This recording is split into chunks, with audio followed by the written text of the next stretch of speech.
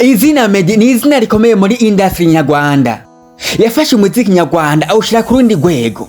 Iyo avuze akantu gatoya gusa ibitangazamakuru vyose bica bihagarika ivyo vyari birimwo maze bikavuga kuri ako kantu. Ni Meddy yazamuye idarapo ry'umuziki nyarwanda maze awugeza kure, ushatse wamwita umulegend. Umuntu nk'uyu vy'ukuri abafise inkuru nyinshi zamuvuzweho, ariko reka turebere hamwe zimwe muzagiye ziramuvugwaho.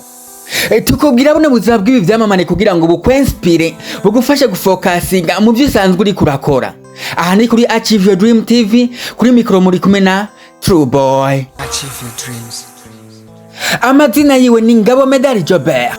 Yavukiye Bujumbura mu 1989 maze avukira mu muryango w'abana bane, abahungu babiri n'abakobwa babiri, maze acaba umwana wa kabiri. Amashure y'abana maternelle yayize kuri École Indépendance, amashure y'intanga yiga kuri École Primaire Saint Joseph, ayisumbuye nayo akaba yayize kuri La Colombière, maze atahukana impamyabushobozi mu gisata ca maths physique. Mbega n'ibiki bidasanzwe vyoba vyararanze uyu munyamuziki Ngabo Meddy. Indoto zuno muririmbyi Ngabo Meddy yakuze yifuza kuzoba umukinyi w'iteramakofi.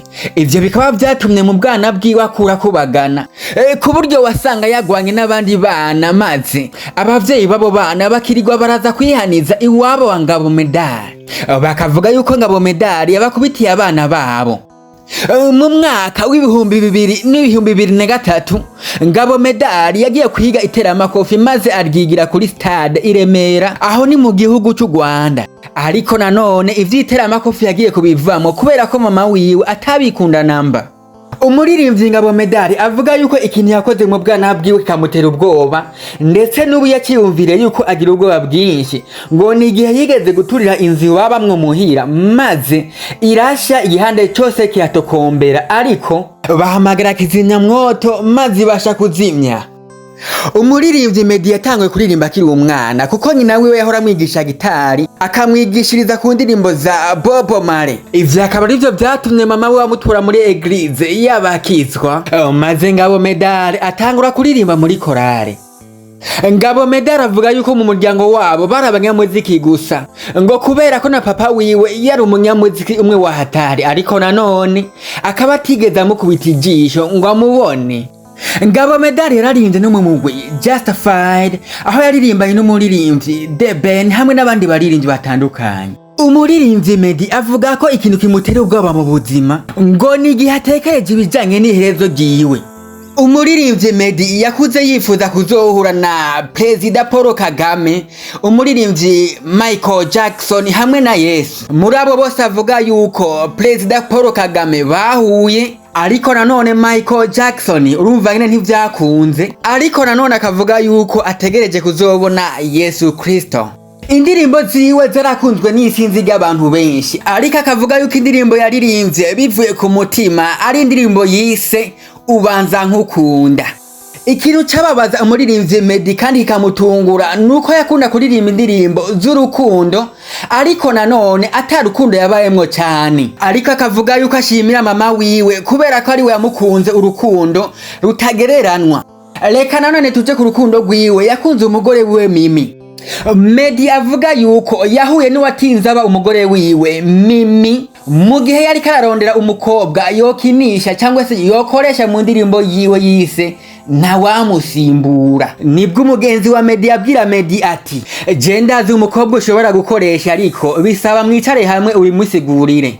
Meddy yateye intambwe aja guhura n'uwo mukobwa, maze barahura barabiganiraho nubwo atashotse avyemera ubwo nyene. Ariko nanone Meddy yabona yuko uyu mukobwa abereye kuja muri ino ndirimbo Ntawamusimbura. Meddy yarategereje mpaka amezi ane yose arahera atararonka inyishu, ariko inyuma y'amezi ane niho yaja kumva wa mukobwa amutelefone amubwira ngo ubu ndi ready twokora ya ndirimbo. Indirimbo yarakozwe, maze inyuma y'indirimbo Meddy na Mimi bakomeza kuganira bandikiranira bukebuke. Meddy na Mimi bisanga babaye inshuti, maze bwa bucuti burakura bisanga babaye abakunzi. Meddy na Mimi barakundanye bimwe bikomeye, amarangamutima bameshi cyane ku buryo bitakunda yuko umwe yomara umwanya ataravugisha yundi. urukundo rwabo rwarakomeye gushika aho bahitamo kubigaragaza. Aho hari mu gitaramo cyabereye mu Rwanda ubwo yafata umwanzuro wo kumugaragaza imbere y'imbaga y'abantu nk'umukunzi w'ubuzima bwiwe. Umuririmbyi Meddy maze aca bugufi ati ese ushobora kumbera umufasha w'ubuzima bwanje bwose? Mimi nawe ati ego cyane ndavyemeye.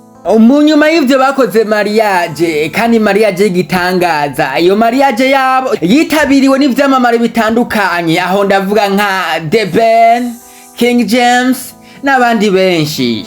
Inyuma ya mariage umuririmbyi Meddy yasohoye indirimbo zidasanzwe, aho ndavuga nka My Voice, Queen of Sheba. Izo ndirimbo zagaragayemo amashusho y'imanza ziwe, aho ndavuga nka Mariage hamwe na Dote.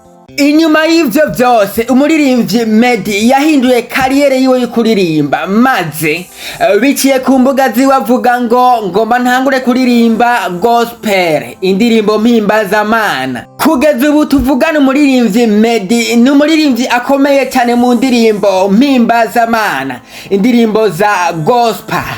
Ese kano gace k'ubuzima bw'umuririmbyi Meddy kuba kagufashije? Tubabwira buno buzima bw'ivyamamare kugira ngo namwe bubafashe bubespire mu byo muriko murakora. Aha ni kuri Achieve Your Dream TV, kuri micro mwari kumwe na True Boy.